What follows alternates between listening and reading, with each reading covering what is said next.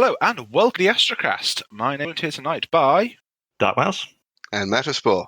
Awesome. So tonight we are going to not 40k. Well, we are going to be discussing Warhammer Fantasy. And before we jump into that, shall we just have a quick? Genestealers Cults are looking absolutely awesome. They've had the new vehicle previewed. It looks pretty nice. It follows the same theme so far as the 4x4 quad bike, which of course is full. Yeah, the quad bike and the bikes. So it's kind of like a speed freaky type, low dragster type thing. Just being blown away with the range at the moment. I think when they drop, we make kind of a range review for it all. That might be quite cool to do. If it wasn't for the fact that I'm a horrible purist, I would say they're pretty cool. Well, I because I do have a kill team of them, and we shall see. We shall see. Yeah, I've been a terribly bad podder and not really been looking at the news because I have been the sick and the working, and they are terrible things. Entirely fair. I've just kind of vaguely kept on stuff, maybe not as much as I have in previous. I tend to keep an eye out for anything new and interesting. I mean, this week there's not actually that much on there. I took a look quickly after I finished work. Yeah. There's the Genestealers Cult preview that we've got on there. I think it's Regiment Standard's birthday today. Yeah. So happy birthday, Regiment Standard. We would have gotten you a cake, but there's too many of you to feed. And every Imperialist on the article will have the same birthday, which... That's probably because it's easier for the commissars to remember than the other 3 million sods who've got birthdays. I'm not sure commissars. I think it's definitely the Department Munitor scribes probably have a slightly easier life. Possibly, but then the commissars know that if they're going to shoot anybody, it can't be someone whose birthday it is. So, you don't actually have a blank space to write in when someone's birthday is. You just have a stamp that has the same date on it. Very pre-filled. The other thing that's a bit of a hot take, I saw the videos from Chatmaster Valrak and Kirioth when I got in, is Forge Rods made a boo-boo. They've clearly pressed update on the Custodes page, and you know the banner bit that appears at the top of the faction with models? Yeah. It was an unreleased model. Well, 3 of them. I will just quick find the pictures. But Custodes jetpacks. Oh, with the wings, yeah, I've seen pictures all over the internet now. They have... I've already seen a meme of them. They've been turned into the Hawkmen from... oh dear, Flash Gordon. Yep. Which I thought was absolutely thick. If they make one of them look like Brian Blessed, we're all in for a wonderful time. They are all bright. Of course they are. Of course they are. That's fantastic. So this is the meme, because obviously it's a real thing. Oh, yes. So that is... I am waiting for that conversion to a... That is truly, truly wonderful. Someone already has a lot of Cowder and Overlord heads on standby, ready for when these things drop. Well, then what do they actually look like? I'm furiously Googling to try and find one that hasn't got water mode. They look like that. That's how they're releasing those heads. I would be happy if that were true, but I don't think that it is. I think it'd be hilarious. Think of all the Space Marine flesh fight going, that's not what they look like. They don't have beards like that. They don't yell like that. That's not what the Custodes look like. Wah. And that is what they actually like. So that was the boo-boo someone shared. Which, that's far less interesting. Yeah, they're all right. They don't really scream Custodes. It's the fact they've got, like, fabric trousers, I think. It's not just that, but the Custodes, when you think of the Guardians of the Emperor, you think of these really heavily built dudes, and that's the image that they've put across with these guys. Even across all the rest of the Forge World releases, they've all had that same aesthetic of they're heavily built, they've got the huge armor plates, the really intricate and flowing armor, the glaives and such. And even on the guys on the jet bikes, these things that do kind of need to be pretty light to get off the ground, even with the anti-grav generator, and they're still built like slabs of ceramite. So my one counterpoint to that would, even then they're still would be the Sagittarii Guard. These boys are a little less armoured, but they're still based on the Custodes kit. Yeah, but that still does not look like the guys with wings. No, that's still pretty heavily built, though. I mean, yeah, they might be a little slimmer, but yeah, they have lost a lot. Also, oh no, I don't think they do. No, never mind. I thought they only had like one shoulder guard, but they don't. So. I mean, I'm sure we might change our minds when we. That's right. The Horus Heresy week, 2nd, 3rd of Feb. Ooh, that's expensive. £75. Oh dear. It's Forge Roll. I'd be disappointed if it was anything less than 70. I have yet to buy anything from Forge World. There is a reason for that. So I've got upgrade kits. I've got the Ulcer. I have 2 Horus Heresy figures. Centurion with early Crusade honors from Marine Herald. Cool. Gore and Halfhorn, and a Grendel for Christmas. Yeah, the squad. Okay. The Beastmen last year, and I have the Skyon on River. Bought 2 nights. I bought the Sky. Well, they did the promo, and I bought. Cool. Excellent. Now, I have. I got a weapons upgrade pack for the Goliath gangs and the Asher gangs, and Iros Slagmist, the what I'm calling now is the Water Guild Bounty Hunter. Yes. He was cool. He was the only one that really screamed at me and went, "Yes, have me. I'm awesome." I kind of had to buy the squad. I mean, I really liked the Beastman. I thought he was, and I'd already bought him, and I was like, you had to have the Space Dwarf. I had to have the Sporf. They dropped the squat and he couldn't help himself. That's it. Let's just get progressively more filthy. I do have a very soup of second, maybe, that I was given by the school Warhammer Gate them. How many editions in did squats make it before they realised what a terrible idea they were? I think they disappeared after. See, I don't think they were a bad idea. Space Dwarfs are kind of cool. It's a good idea, and it helps it to open up the world a bit more. Are they abhumans? Are they their own race? It'd be more interesting if they're their own race rather than abhumans, but, you know. Well, yeah, but they've already got, like, the super techie thing. They're the orangutans, Jakaro, weaponsmiths. Jakaro. Make an army of them. That sounds cool. I mean, I was a big fan of the 90s cartoon Space Monkeys. I remember that. So I was a little bit tempted. Another kill team, a Jakari kill team. Oh, God. That is awesome. In my brain to do, if I'm thinking about it. If you've not seen the animated series Space Monkey, oh dear, you should go and dig up highly illegal videos on the internet for it just to watch it. I'm tempted to put there is a playlist on YouTube. I am tempted to the show notes, so you have no excuse. There are a lot of 80s and 90s cartoons on YouTube because nobody cares enough to do anything about it. Yeah, you can't actually. There isn't a legal way of getting it. That's because they came out at a point before proper recording. Bless you. There we go. Yeah. There is the first episode. Yes. Yeah, that's wonderful. Oh, that brings back memories. That's a villain that never should have lived past the first episode. It's voiced by Malcolm McDowell.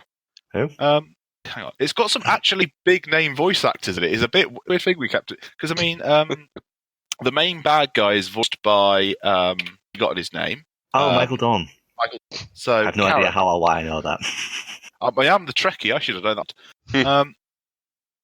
I feel they may have gone a little bit off. Yeah, yes, we have. To say, I am loving where this is going. But sorry, I was kind of just wondering how much longer this. From the, I do apologise. I just revealed my love of obscure 90s.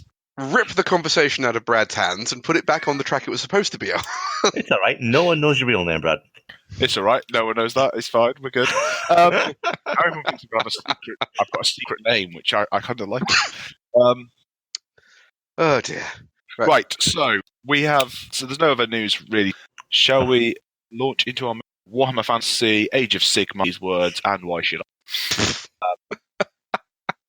So, as I'm being the gobby one, as you quickly rattle off my experience with the whole Age of Sigmar Warhammer Fantasy, I've never really clicked with it. I think because deep down I'm more of a sci-fi guy than a fantasy guy. I've tried to get into fantasy a few Warhammer Fantasy Battles a few times. I have the start of an Empire army, the start of a Dwarfs army, a High Elves army. There is a slight link with my Empire army as the Tab clan with painting because that was the set. I have a kind of the Reich River because I found the rule Warhammer a horse. which really old games, fan-made game systems were based around Karak Baraka, which I believe, and my elves were based around the Northrian Sea Guard. So I think there might be a link between, and it might be boats. I may have left 40k, but I'm still playing. Yeah, there seems to be a water theme there. Yeah, There's definitely a nautical link. Played a little bit of Age of Sigmar when it first. Not really. The closest I'm to getting into it when the Caradron Overlords, that kind of marries two things I really like: boats, steampunky airships. In my play for the airship, that was the entire justification behind using that path. If it's tied between multiple factions, you got to go with the idea that you love the most. And if that means a steampunky airship, then you go for the steampunky airship, even if the Brotherhood hates you because you don't hold their tenants. So yeah, that's my entire. I've got bits of fantasy. Unsurprisingly, I have Dreadfleet, which was sat there still on the spruce that. Sat there looking longingly at the outside world, but unable to join it. Yeah, they might become when I start painting my guard. They might become I need to stop painting fits models. Objective markers. Nautical themed objective markers. There you go. From what I've remembered, the game is not bad. So we might do a Dreadfleet's quite fun. Review for a game that's supposed to pick up at some. Yeah, you should all go out and buy it. Oh wait, you can't. If you spare £500 laying and would like to be fleet. Yeah. Alternatively, if you have a spare £500 lying around and want to get fleeced, my account is always open. Yeah, feel free to send that to your Tinker Tailor Sponge Patreon at See the Show. So I think if we go to Danny next, because I know Mataspore has a lot to cannoning into what your plans do. So DarkMouse. Sure. I did a little bit of fantasy a long time ago.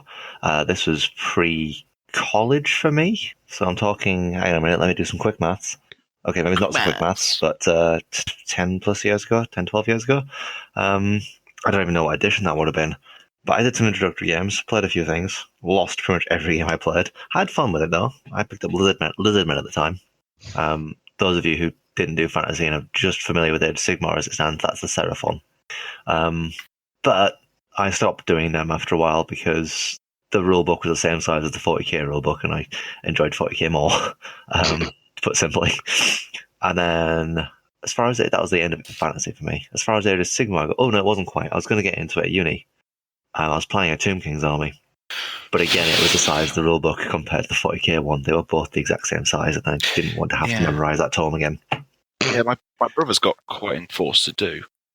Yeah, I'm actually kind of glad I didn't go through with the Tomb Kings in the end, because with the advent of Age of Sigmar, all the Tomb Kings got blown up. Well, I don't think they got blown up fluff-wise, but they don't do them as models or rules anymore. Which is unfortunate, because they were a cool concept, but yeah, I can kind of see why they did it. As far as Age of Sigmar goes, I don't play as much as I used to, probably because my armies aren't fully painted, and it's kind of more of a motivating factor if they're all painted. I've got Demons, Maggotkin of No, which is mostly my demonic force, with a few mortals thrown in for flavour. Then I've got a Sylvaneth force, all Dreadwood. I think those are my two main forces for Age of Sigmar, and they play it pretty well. I think Age of Sigmar is quite a slick system, and in my experience, once it got the points values in, before that point, it's kind of like, how do you play? Oh God, yeah. You take 30 wounds of stuff, I'll take 30 wounds of stuff, and we'll see who's got the biggest strongest creature at the end of it. Was basically it. But it plays pretty nicely. It helps that they released all the rules for free, and that's still a model they have. If you want all like the battalions and stuff that go with it, you've got to pay for that. But just to get into the bare bones game, all you got to buy is the models and miniatures, which is quite nice. It's in its second edition now, Age of Sigmar, so it's slowly growing up. But yeah, I think it's I don't do much with the Age of Sigmar lore side of things. I think it's interesting, but only because now I don't have to trawl through hundreds of thousands of Warhammer fantasy books trying to catch myself up on the lore, like you do for 40k as well. Instead, I can just look through what's probably now 30 or 40 books and get pretty much caught up pretty quickly in comparison. That's about as far as the lore goes for me. Fair enough. Yeah. Well, the lore goes a bit further for me. In fact, I have an entire spiel about it. You get to hear a bit later. But if we're just talking about the history of fantasy and Age of Sigmar, I started fantasy probably about the same time I started 40k, which would be many years ago, a depressing number of years ago. Oh God, I want to say 14, 15 years, maybe longer. And I'm a bit of a purist with it because I have only ever owned and only ever played Skaven. There's a reason for that. Skaven are fun because things keep breaking. But I enjoyed old fantasy, mostly because it was, I don't know how to put this without sounding insulting towards 40k. It was a very, very, very strategic game. Like, the way round your units were facing mattered. How many ranks you had mattered, all that fun stuff. Breath weapons were legit terrifying. I don't think that's insulting to 40k because that does add an extra tactical layer and does make it that bit more strategic. And it makes you think a lot more, like the same with skirmish games where you have a lot less miniatures, but the way they're facing makes a difference. So I don't think that's an insult to 40k or the 40k players at all. Just want to put it out there. Fair enough. Awesome. Good. They're different game systems. With 40k is more of a squad-based tactical game. You have less units, whereas fantasy seems to be more grand scale strategic. It certainly doesn't have to be grand scale. I've had interesting games of fantasy where each side has about like 3 units. I think I've played one where I had 2 cannons, 1 big unit, and they had a single unit of knights that they had sunk all their points into, and they won, like, quite convincingly. No, that's the thing. Old fantasy. I understand completely why people probably wouldn't get into it that easily because it was a very different beast to 40k back then, regardless of what editions you're comparing. And then that blew up, which I'll talk about a bit later, because that's lore. That blew up, and then you got Age of Sigmar, and a lot more people who previously mostly been playing 40k got into it then, I think, because at least in part mechanics wise there's very, very little difference in how the two games play.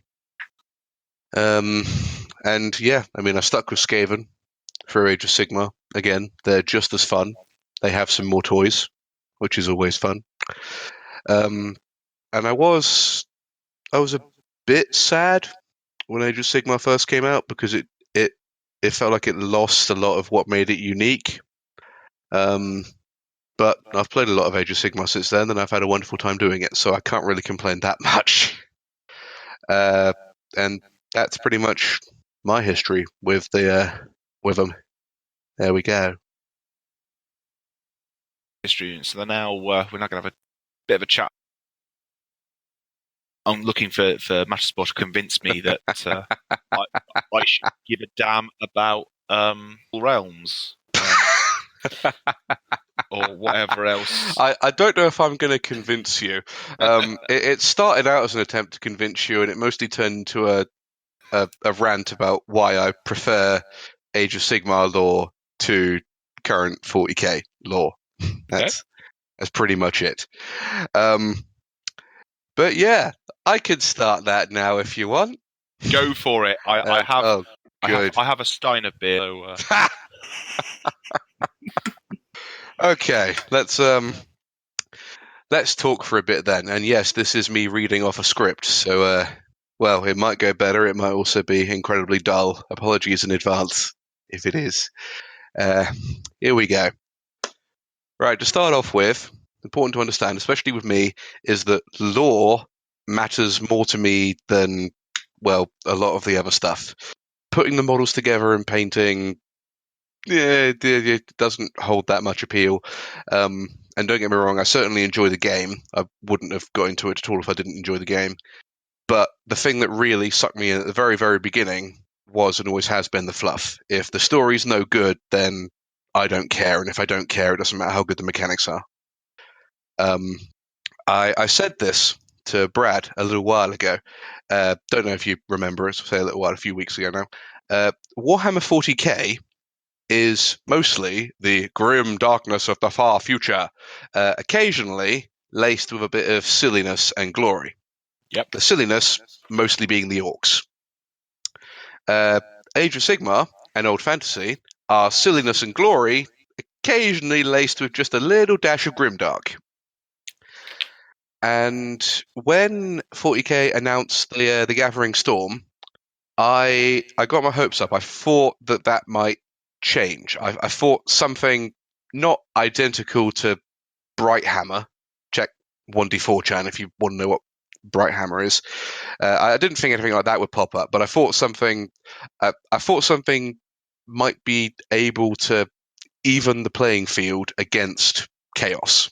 And I know there's all the jokes and stuff that Chaos that never seems to really succeed or do anything and all that, but well, if you read any 40k book from before the Gathering Storm, novel or codex, without exception, Chaos is just... Oh, there you go. Brad's got the link for Brighthammer. Without exception, Chaos is portrayed as the creeping, nasty force that you can fight it, you can stop it, but you can't repel it. Things taken or touched by Chaos can't ever be regained or returned to what they were. There's this like nebulous, ill-explained corruption that all but ensures that Chaos is going to win eventually, because you can't get rid of it. So even a tiny minor victory for Chaos is one more step towards that inevitable end. And while there were certainly hints about positive things hiding in the warp as well, and we see plenty of examples of psychers doing good things, there never really seems to be anything that can properly fight back. And the reason I got my hopes up is because at the very start of the Gathering Storm, there's a scene with Celestine floating in the warp and, empowered to go back into reality and fight against Chaos by the golden light of duty and hope. That's a good start. That's a really good start. And then it amounted to nothing. Because demons are pretty much a manifestation of the negative emotions of living things. And there are bloody uncountable millions of them that can never truly be destroyed because they're all just part of some weird, ill-explained greater whole. Now, Celestine comes along as the floaty dreamer and reveals herself to be much the same thing, tearing herself away from a whole, empowered by emotion, all that jazz. But she isn't an opposing force to the demon. She specifies that she used to be mortal, along with that so very much whisper of, "Oh, to be mortal again," after, of course, pointing out how much it sucked to be mortal before. And stresses that every time she sallies forth, she's weakened and eventually will not come back. Because you just got to get that depression up there. And I read the rest of The Gathering Storm, all 3 books, and don't get me wrong, I liked it very, very much. And I might still get my wish for a balancing force if the Yinkan gets big enough to finally smack down Slanesh. But as of the end of that story, did I get the balancing force? Did I get hope? No. No. The galaxy split in 2. Big Bobby G is having a secret meltdown. Cool is busy setting up a secret second heresy to go with the Second Imperium. The Inaria fucked off somewhere to do something. Yeah. So it's not really a bad ending, but I was hoping to get a fair fight, and instead they threw some more shiny things at me and tightened the thumb screws ever tighter. Because they saw that great big bucket of heroes deciding to not go gentle into that good night and decided, you know what? There's a bit more to that quote. Let's see if we can really get people raging about the dying of the light as well. So they turned up the darkness level 1,000-fold and left us with a bunch of angry people holding onto a few desperate hints that there might be a way to turn this around and save the galaxy. Now that can work. I mean, the more trials and tribulations you put the heroes through, the sweeter it is when they finally achieve a meaningful victory. But they're never going to achieve a meaningful victory because this is bloody 40k. The status quo is, and always has been, the galaxy is most likely doomed and everyone is fighting. That's it. They didn't actually change that with Gathering Storm. They just changed the background picture. But there does exist another Games Workshop property that did change that, and that's Age of Sigmar. And they brought back something into the playing field that I'd honestly given up on seeing in 40k. they brought back, and this needs a capital H, hope. See, lore-wise, not mechanics-wise certainly, but lore-wise, the old fantasy world was in many ways a microcosm of the 40k one, except it's medieval magical times when a few of the races are different. Chaos is at the poles of the world, held back by a magic sink in the equator, draining away all the stuff it needed to exist, but the nebulous corruption marker was still there. There's no cure. The wastes are slowly growing. Anything that gets corrupted by chaos, you just got to put them down because there ain't no way to fix it. And then, well, that eventual triumph that chaos was always slowly creeping towards arrived. Chaos won. The planet literally blew up. Everybody's souls just kind of went flying everywhere, and you got demons dancing in the void. Except, well, Big Daddy Sigmar wasn't having any of that shit. No. He got himself a new dragon pal, who's made of stars and restarts realities as his day job, smashed his way into the 8 winds of magic, found all the other gods who were kicking around, pulled off a creation myth, making it the 4 roughly equal factions of chaos, order, death, and destruction, as opposed to, chaos, not chaos, and tyrannids. Built himself a city in the wind of heavens, and, well, things got pretty awesome. And going off on one about all the things I like about AOS would just about quadruple the length of this rant, so I'm not going to do that. So I'm going to boil it down to 2 quotes. Now, one of these quotes is official, everyone will recognize it, and it relates to 40k. The second is from a fan website and relates to Age of Sigmar. I think it's a quote from a song. The first one is, "In the grim darkness of the far future, there is only war." The second one is, "Here, at last, we can say tomorrow without fear." 40k lost something, I think, when it, or, never had something when it decreed that there could only be war.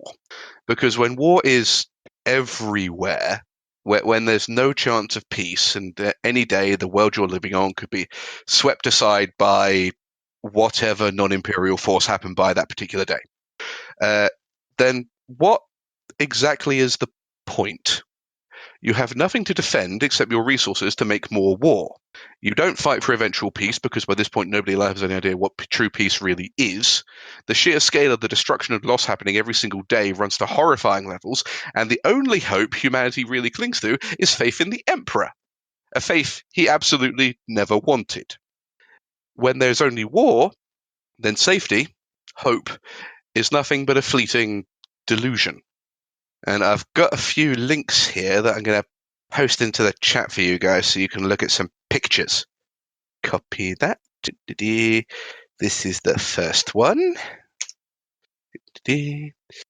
Now, if you look at that, that's a piece of artwork featured for Sigmar's Kingdom in the Wind of Heavens. Nice. I'm going to guess it's got a fairly familiar kind of style. It's the Imperial Palace without... Yeah. I was going to say it looks a bit like that. The second link. Yes. Yeah, and I mean how everyone knows what a Space Marine looks like, right? I don't need to post a link for that. No, I'm looking. I've got eaten 10 on many my 10. I've eaten many of them, but just can't remember what. Well, yeah, this is what a Stormcast Eternal looks like. So again, you can see the similarity. Well, there is that joke of Sigmarine, rather. Yes, exactly. But here's the thing: they look like Space Marines, and that's just about it. Because a Space Marine is a bundle of brainwashing and genetic engineering designed to turn them into perfect weapons for the Imperium. The conditioning is so severe that if they retain a part of their humanity, they become exceptionally vulnerable to corruption.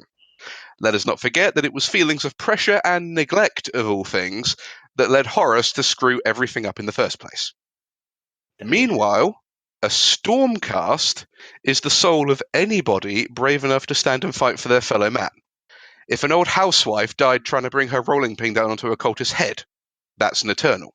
If a farmhand in a militia set his pitchfork against a pack of flesh hounds and refused to run when all hope seemed lost, that's an Eternal. See, I think that would make an amazing storyline right there. Is the old lady with the rolling pin who became a Stormcast Eternal, but she kept her rolling pin, and it became gilded and had lightning. But yeah, exactly. That's the point. They're not human beings that have been turned into weapons. They're, if anything, the epitome of humanity, human bravery. When it mattered, they put their lives on the line, and that dedication, far from being a meaningless statistic on a far-off planet that nobody cares about, actually mattered. It was rewarded. And on a grander scale, the Imperial Palace of Terror is a huge Gothic masterpiece laden with guns and defences, built over the result of thousands of years of civil war construction bearing the scars of a 10,000-year-old heresy. Majestic and imposing, sure, but safe? No. If it was safe, it wouldn't need all those guns. Holding the source of the Astronomicon essentially makes it, well, it's a big old flashlight. Food. It's cool. Yeah, exactly. Makes it a big old target for anyone who does not wish the Imperium well or really, really, really wants to eat stuff. And that there is a pretty big list. Now contrast that with Sigmar's Kingdom, because the style was the same, sure, but did you see any guns there? Granted, it's fantasy, so there wouldn't be guns anyway, but... I don't know, they could have huge cannons and mortars and ballista and stuff. Oh, yeah, fair enough. But the point is, they're not there. Yeah. But yeah, anyway, that thing is, well, again, style-wise, it's similar, but it's fresh, I guess. It was formed from nothingness. It's literally in a wind of magic. It's a god's will made manifest, an actual God's will made manifest. And it very much is the haven that it looks like. For a very long time, it was the only safe haven as chaos was rampaging through the other seven winds. And then, while they raged, Sigmar took advantage of the peace that he gained. He forged his armies, then he flung open the gates, he sent forth his forces, and most importantly, it worked. Chaos got kicked out. Slaanesh got tricked into a fucking bottle, and most importantly, they reclaimed territory. We finally, I'm sorry for all the bleeps that are going to have to occur for all this, had concrete proof that chaos could be beaten. Not delayed, not stopped, not temporarily held back, straight up defeated. And I don't mean that there should be some sort of final victory for any side. That would only end the game. As it stands right now, magic is going screwy, the dead are routinely standing up and walking around, endless living spells flying all over the place. There are all sorts of whispers about Slaanesh coming back, that the forging of the Eternals isn't perfect, secret plans to infiltrate the realm of heavens, and much more besides. But the key difference here is that now the good guys, with big quotation marks there because Warhammer is just as grey as 40k, have something to fight for. And don't get me wrong, there's a place for darkness. There really, really is. I mean, hell, I play Dark Elder. I have no room to complain about an abundance of really dark shit. But, and part of this might be to do with my personal life as well, I've had enough darkness. I've had enough of desperate struggle and fated one man against 1,000 last stands. I want hope. I want the rebirth of the light. I want the wizard arriving precisely when he means to, cresting the hill with that sun behind him and crashing down on the fucking Uruk horde. But I want that. And of course I'm speaking in general terms. I mean, like I said, there's plenty of darkness in Age of Sigmar as well. Without it, there couldn't be any story. But I haven't cared about a story from Games Workshop. I haven't cared as much for a story from Games Workshop than I have when I read some of the lore about Age of Sigmar. There's better ways to say it, but it made me happy to read. And the 40k stuff, well, the 40k stuff made me excited to read. It filled me with anticipation to read, but didn't make me happy. So, yeah. There you go. That's the end of the spiel. So, sorry that took a while. No, it was... I never really considered that with... I probably took a look at it when there wasn't. I just maybe bought to the meme of Sigmarines too much. I already played Space Marines, yeah. Games Workshop most definitely has a design template. Yeah. They look way too similar. I wish they didn't. And yet there's They no certainly Age of do. Sigmar Tyranids. And yet there's no Age of Sigmar Tyranids. This is highly disappointing for their design template. Well, no, there's Age of Sigmar Skaven. That's not the same.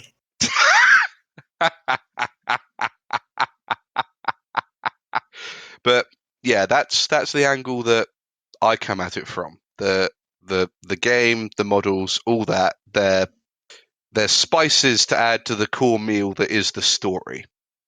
Because I like the story. I buy all the codexes because I want to read the fluff.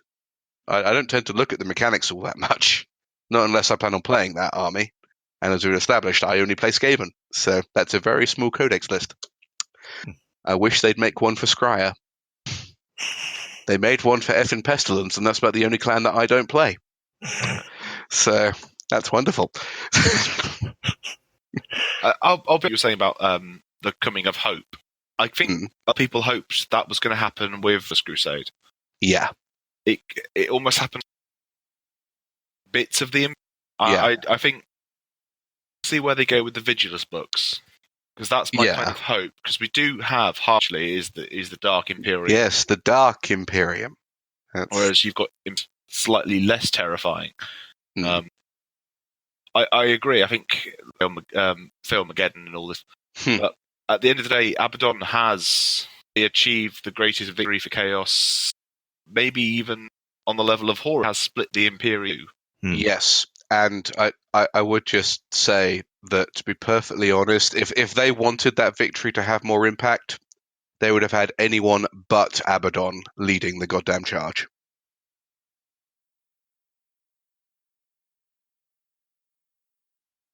I think Feobadon. Yeah, Abaddon the Armless. He needs something. Because at the moment, Chaos Undivided is a little bit, well, crap. Yeah. It's because it doesn't really tend to happen. It's said in all the lore, the four gods do not agree on pretty much anything, except for when there's something huge and momentous about to happen that they are engineering. But Horus Heresy was one of them. Abaddon, since then, is not in and of himself the four Chaos gods' wet dream. Nope. You want to know who is? You want to know who is? Because he's got a name, and he's from Age of Sigmar. He's called Archaon the Everchosen. Yeah. And he is effing awesome. Doesn't he want to be... He doesn't want to leave. He doesn't just wants to be the god of Chaos Undivided. He basically wants to bring the whole house crashing down is the end goal for him, I think. And I'm pretty sure the Chaos Gods know that, but I don't think they care. No, they won't. Because that's then gods of chaos, basically, aren't they? But yeah, even forget the horrible murder machine that he is in Age of Sigmar. He was around in Standard Fantasy too, and he was damn cool even then. I mean, nearly as indestructible on the table, and lore-wise, you had the whole story about him finding the was it like the eight artifacts of chaos, and then having to face all the challenges of all the different gods. Like he walked away from Slaanesh, not like a demonette trying to tempt him. No. He had to walk away from Slaanesh.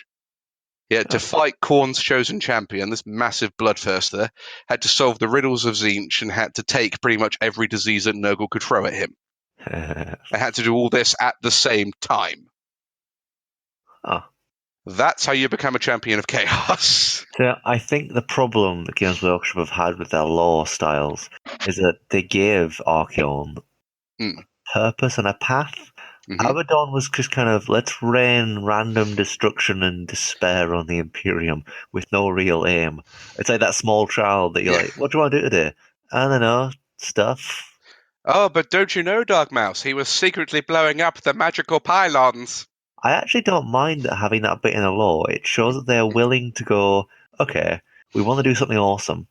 And we haven't really covered much of what he's done, just that he's done it. I wouldn't mind it if it didn't reek of Aspol.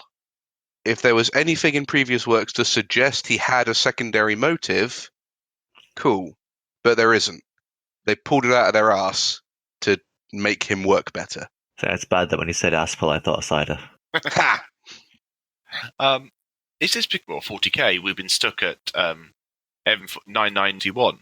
Yes. We've been stuck at the midnight, and the game has been in.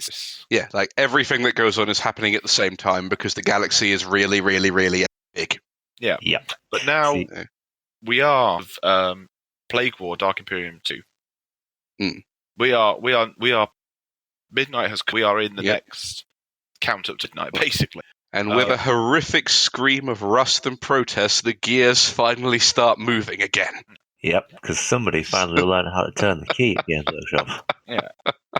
And so we might, if people are making the comments you made, it does be an overall win. Oh yeah, that's what I said. I don't want either side to win. If anyone wins, then the game ends. Oh, that's no good. The announcement from Games Workshop. By the way, the Emperor won. We're not doing any more productions anymore. We're disbanding. Bye, guys.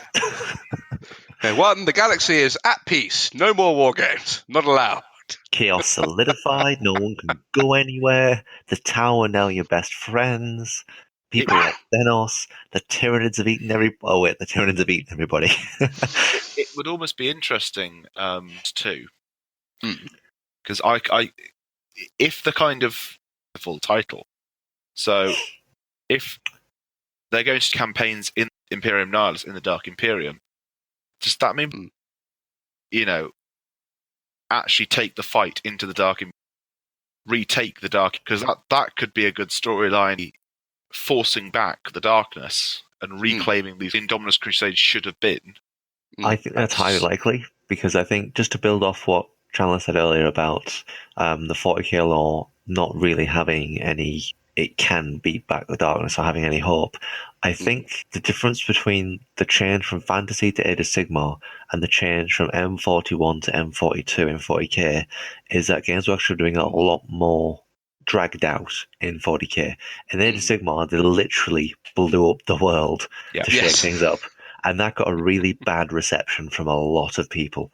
And I think they were a bit terrified of doing that with 40k.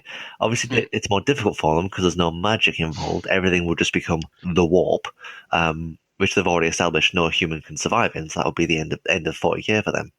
Well, they could just pull exactly what Age of Sigmar did, because nobody was alive when the planet blew up. No, but they had magic. All their magical souls went everywhere. Yeah, but they had magic and stuff, and not a lot. They have magic and stuff in 40k. Yeah, not all. They have souls in 40k. They're all in the warp. Okay, fair enough. It's a fair point. I think there is a slight with 40k. There is almost like the warp is still strange and chaotic, but just because there's more than a. It's science fiction more than. Well, here's the thing, and I don't know if you know this or not, but old fantasy, the world, the planet they were on, was in the 40k universe. It was just locked inside a warp storm. Yes, I think I had. It wasn't there at the end time. It's how orcs got there. Some spores crashed down on a meteorite. But yeah, and occasionally you see Chaos Champions in Chaos Space Marine armor. That makes me even more disappointed that no Tyranids found their way there. Games Workshop, why? Because it's in the middle of a warp storm, and the High Fleet isn't stupid. I don't know. Some of the High Fleets. I mean, Behemoth's always been, that derpy middle child. Yeah. Well, a lot did get sucked into the warp. There's a possibility. Well, it doesn't matter. The planet's not there anymore. It exploded. Yeah. That's true. So, and now, literally, I guess, if you want to take it literally, all of Age of Sigmar is happening in the warp. That's what the Winds of Magic are. It's the warp. I think there was it might have been a map of the Realm of Chaos. And I think the Eye of Terror on it. Yeah. Went from to the Eye of Terror. So there's always been that kind of. I think they are starting to separate. I've always found, to me personally, that I just think the Chaos Gods literally exist in both sets of realms. Just the one set of Chaos Gods looking from one side to the other, going, I'm kind of bored of playing this game now. Let's play some sci-fi. And that's when their powers wax and wane, is when they're paying attention to a particular universe. Completely works, yeah. That does work, actually. Yeah, I'm fine with that interpretation. It would make perfect So sense. you kind of vaguely sold me on the just didn't care. You fantasy. I'd read a bit of the Army Book universe, but a lot of the Army If you books, do, read Gotrek and Felix. that's to give a go. They are a great deal of fun. I've just never. I was reading all these Army books and Noogle. Well, also, White Dwarf Grombrindal. Yeah, He's from fantasy. I know he's from fantasy. And the campaigns that appeared in White Dwarf for one campaign, they ran around issue. I thought was fantastic. And there was stuff like Mordheim always kind of vaguely appealed. Yeah. Lots of stuff appealed about fantasy.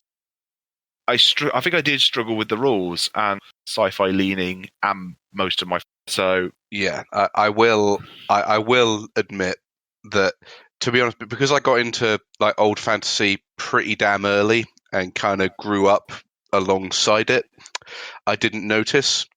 But now I've played Age of Sigmar for a while. If I dig out some of the old fantasy rule books and flick through, yeah, the rules are a little bit of a cluster beep.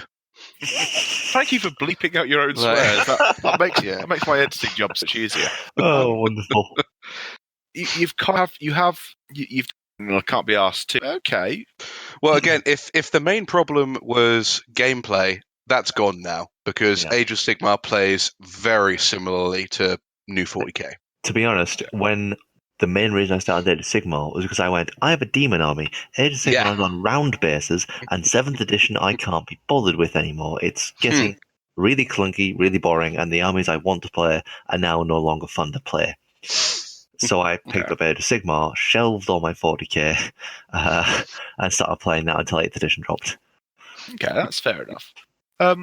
Right, so I do really like 8th edition. I think it's a brilliant game system. So you've kind of not actually the mechanics I need to sit. Yeah. The mechanics are, how to put this, they're a bit more focused on combat. There's some magic, and if anything, it's even more brutal than 40k because wounds carry over in Age of Sigmar. Okay. I suppose the next question to be asked would be: so you have kind of sold me on the lore, but how do I the faction for me? From a personal point of view, I would say it's kind of a mix of read the core rulebook and see and just get a feel for the mechanics, get a feel for the way the rules work and things, and then find an army that you like the models for, then take a look at the free rules on the app. If you like the way the rules mesh up with what you know about the rulebook and the models look awesome, that would be your faction. Because a lot of people I've seen have gone, I love those models, and they've played them and they've gone, but they don't quite do what I want. But if you take like a mixed mechanic and model approach, it's generally a good way of doing it. I mean, I love playing the Sylvaneth. They're literally glass cannon. Now I normally play a Horde army or a really tough Nurgle army, and I wanted something that could hit but would crumble under pressure. And Sylvaneth work beautifully for it. They're brilliant looking models, and I do. If he gets to hit first, then the opposing army goes away, or they run away because his army is scary. Literally, they have rules that make them scary, so more people run away. Yeah.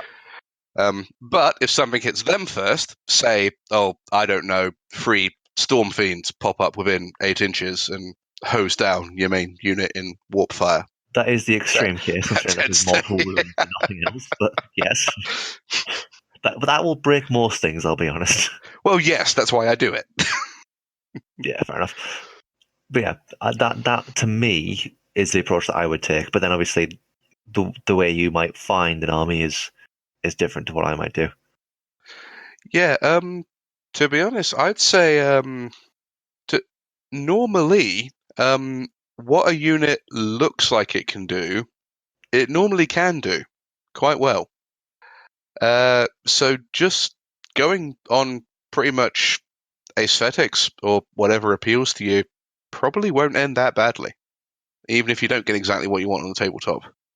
It's worth bearing in mind as well that if for example, the new Gloom Spike kits that are out, and I'm going to keep my voice low at this point, I have been tempted into the idea of a Troggoth army. And you can do that because some heroes unlock certain units as what's called battle line, which are your basic troops choices for Age of Sigmar. And you've got to have a certain. It's kind of like old 40k in that you have to have a certain amount of battle line in an army. That was going to be my next kind of question. With 40k, I now need my 2 troops in a HQ. As a kind of rough starting point to turn the expensive plastic into an army. What is it? Yeah, that's an easy question for you. Yeah, I think I think probably what DarkMouse was going to say. You need some units that count as battle line. That's pretty much it. And what can count as battle line is very, very fluid. Yeah, I mean, for me, for the Sylvaneth point of view, if I take, well, they're just battle line anyway. Let's go with a better example. There you go. Blight Kings for Magickin of Nurgle. They are not normally a battle line unless you have the Nurgle Allegiance keyword.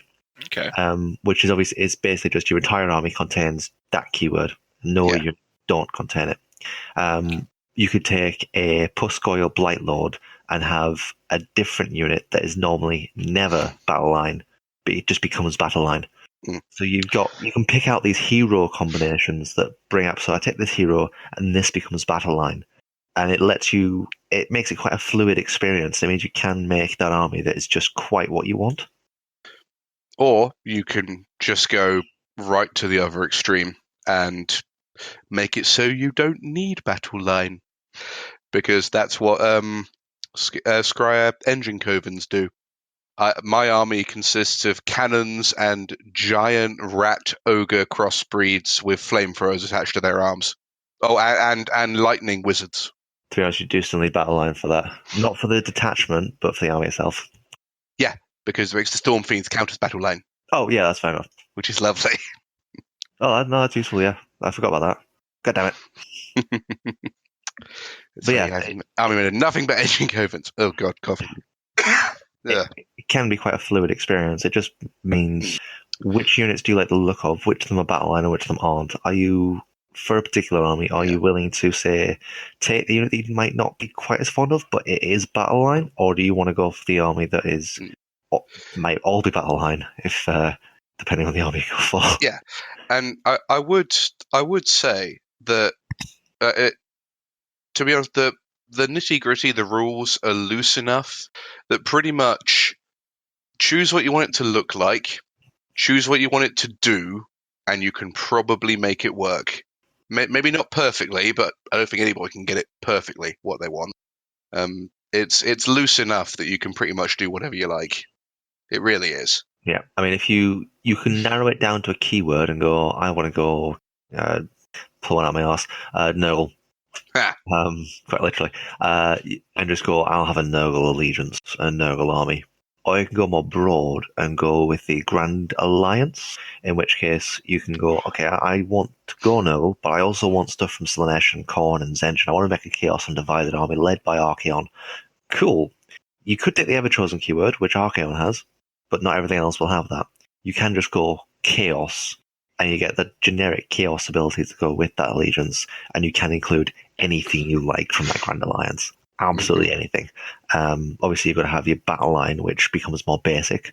But if you're willing to do that for the sheer breadth and possibility that would bring you, you could theoretically field an army composed of one of every single unit type of the entire Order faction. And going back to the collections you said you have already, I mean, you've got Dwarfs, Empire, and High Elves. Yes.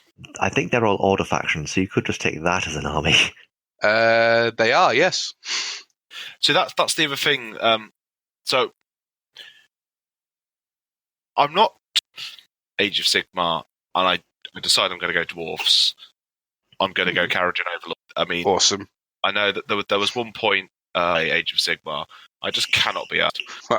Well, have these steampunk hot air balloon dwarfs. Yep. I think looking at it, I don't think the range I'm not, and that is Borok Grundlson. It's the hat, the armored top hat. Yes. I mean, oh yeah. As someone's a pith helmet, I do, and I love the fact he has beard. That does appeal. If so, I think, to be honest, if it's literally one model that you're having a problem with, you're doing pretty well. yeah, the rest of them, they look a bit derpy with the way the airships are, but I think they're adorable. I think they're kind of supposed to be. Yeah. So it's. I mean, I look on for Carriage and Skylords a bit lost in the woodsy. So that might be. Okay. They're separatist dwarfs who are floating among the clouds looking for bits of gold that was their god before he exploded. Yeah, that kind of makes sense. And they're mercenaries.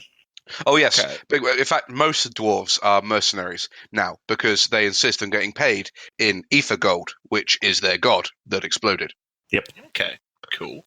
And looking at the characters element to them, I especially like the Etheric Navigator. I think particular. Yeah. I think I'm edging towards Carriage and Overlords. Yeah, there's a pretty good split between kind of a bit more techie and proper old school, woods, wizards, and fantasy. I'd say so. Like the Carriage and Overlords, you got that, like you said, the nice steampunk aesthetic, slightly derpy looking, but charming in a way. And then you've got Skaven, which are basically mad scientist steampunk with, lightning in bottles, and it's as unstable as it looks. And then you've quite literally got the woods. Yeah. Which is the Sylvaneth. So, I mean, his main lady, I mean, if she comes out, rides a giant bloody beetle. A Lariel, there we go, yeah. She's my favourite. And she's cool. She's bloody awesome. She is literally a god. That's one of the other things I think that I like about Age of Sigmar over 40k. Oh, yes. Is that even though 40k has Primarchs, they are nothing compared to the fact that you get to field an actual god in Age of Sigmar. Yeah. No, basically, if you were... Well, they say I think fluff-wise it's if your soul was strong enough. What it means is if your character was popular enough, you get to come back as a god. And what they produced with Nagash, I think they overcompensated to make up for the terrible model he had before. Yes. Yeah. Because he does now have the most magnificent of Pope hats. Yes. And he also has a ton of books surrounding him. Yes. A huge swirly vortex of soul. He's got they're the 13 tomes of Nagash. Yep. They're all of them. These are things that, countries have died to find one of. Reading a few pages of it resulted in the scourge of vampirism afflicting the planet. And this is all of them floating around this one guy. Nice. I mean, I'm just the death stuff now. And you were right, for the Nagash model came out for it's a glorious model. Yeah. It may have come out during the end times for fantasy, but I think it was built ready for Age of Sigmar. Yeah, I think the Night Haunt. Those again, I am going to be an order player. It's just my mentality. They are very creepy, and actually probably could. Oh yeah, you probably get a Night Haunt bashed out. Yeah, this is my favourite picture of Nagash. D4 link, always a bit. Yeah, it's just a picture. It's not a trap, I promise. Pictures can be traps. Jesus Christ! Yeah, that's Nagash now. Oh, and that pyramid behind him, it floats and it's upside down. So I'm just using this as an excuse to ask the questions I know. But if it's questions you're asking, then it's quite possibly questions listeners are asking as well, if they're not into it yet. So, with one of the armies I've kind of half started. Empire peoples. Yeah, they're the Free Guild now, which haven't really had a lot in the way of new stuff. I think because they're kind of the Empire as a thing has kind of died to death. Gone. They're but basically the Imperial citizens who got Sigmar saved their souls and stuff. They're living in the Wind of Heavens. They're not really part of an army. They don't need the tanks and stuff because the most worthy of them, or those who volunteer in some cases, are the Stormcast Eternals. And they ride things called Star Drakes. So, yeah. Yeah, I think the Free Guild still have a lot of good options. I know a guy who plays a really tight Free Guild army, and it's really quite a terror to take on. Yeah, I got lost in terror. Yeah, it's quite a nightmare to take on and try and break. But he finds it fun, and it looks cool. Free Guild do still have some good options, and Games Workshop have made the effort into making them still a viable choice. But because they're not a new faction, they haven't got anything new to play with. Yeah, they haven't got a battle tome. But if you get the Grand Alliance Order book, which kind of has all the default order things in it, they're in there. Yeah, I think that the CLs and stuff like the Lawfrian Skycutters. Oh, the Idenef Deepkin. No, I'm talking about because I'm talking. Oh, okay, the Corsairs and stuff like that. Or... Yeah, I'm Lawfrian. Oh, right. Yes, Lothlorien Seaguard. Cool.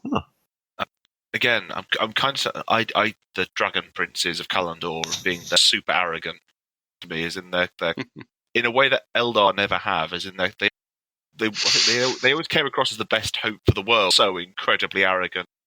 Well, that was partly because they did kind of save the world. Because in sorry, this is lore again. In old fantasy, I mentioned that magic sink that was sucking away all the magic. Yeah, the elves did that. Oh, cool. I'm not as big a lore guy as you, but that gets me through it. It's what inspired. It's all the stuff behind like the Dragon Prince of is it Kalandor or something like that? I can't remember exactly. Sure. It used to be that they all rode dragons and stuff, but because all the magic was kind of fluey and dragons are related to that, more and more of the dragons were just going to sleep and not waking up. So they transferred to riding horses, but they kept all the arrogance of riding a dragon. Then the end times rolled around, and the magic came roaring back because the portal shut down, and all the dragons woke up. So, yeah. That must have been an awkward conversation for those riders. Like, I see you have a horse now? What the hell, man? I thought we had a thing going. I got to sleep for like a couple of 100 years. So, with humans, how do I go about funding the lore? Stuff like the IFNF King, which don't get all. I think if you just want, if you want to know the lore and have a good laugh at the same time, read 1D4chan. Fair enough. Yeah, no, seriously, that'll cover pretty much everything. I think what also confused how you build an army out of them. So, like, they'd split them into. Yeah. I think that is the problem that a lot of people will face going from fantasy to Age of Sigmar if they have a lot of the older armies. I'm not sure why they did that and why they haven't rectified it since. That's one of the bugbears I have with Age of Sigmar, is that for the older armies they have to split them into arbitrary factions. Yeah. You can still make a viable order army out of them. The splitting down into factions only makes a difference if they've got allegiance abilities associated with a particular keyword. Okay. Or if you go specifically for just that keyword, if you get anything special as your battle line. For example, the Dragon Princes are part of one particular keyword. It wouldn't surprise me if you went only that particular keyword, that they would become battle line. But I'm not sure if that is the case. But that's the kind of feel that goes for. That doesn't let you have I think most of the high elf stuff have the highborn keyword now. Yep, that makes sense. And they've got pretty much all their units. But since they don't have their own allegiance ability, they just have the order allegiance ability. Which is not a terrible one. No. Like people do that when you haven't got like a great like unique thing, but you don't need it. The basic ones are fine. Yeah. Unique ones are different, but I don't have a unique one for Scryer. I just use the I thought you did now. Do I now? That'd be a pleasant surprise if I do. You've got artifacts and stuff now as well, I'm sure of it. Okay, cool. I will have to check that out. I've clearly fallen behind. But I didn't used to. No, you didn't used to. That wasn't that's a relatively new thing. I think Soul was. Yeah. So I just used to use the Chaos ones. And the Chaos ones are fun. Okay. So I don't think I've got any armies in my head now. It's either go Carriage and Overlords, which have their own battle, probably elves. If I play elves, there are. Sorry, go on. Is there a competitive? I don't want to go. I'm going to get into Age of Sigmar. Oh, you've gone for the. How is the balance between? I don't think that. I don't think there is a broken army in Age of Sigmar at the moment. I think with the right rules, lawyering, and shenanigans, you can theoretically break any of the armies, but that just makes you a dick. So most people don't do that. Yeah, pretty much. Just looking, because I've got the app on here, just looking for the allegiance abilities. I will have to revise my previous comment about the pre-peoples. They do have their own allegiance abilities. Cool.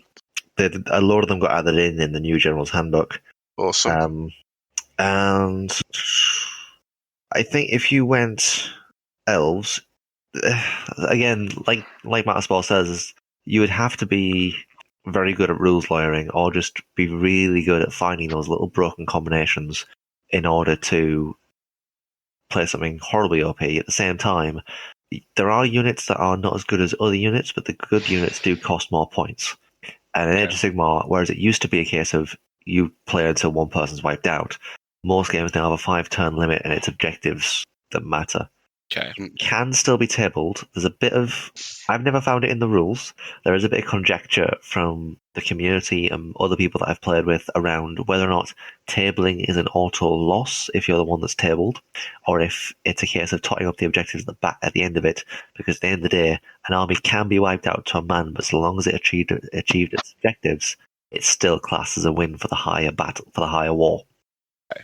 So it depends on your school of thought on that, I think, and what your local group play. Some good ideas to think of, and you've certainly turned the dial for me from. Okay, I'm interested. Cleared my painting queue a little.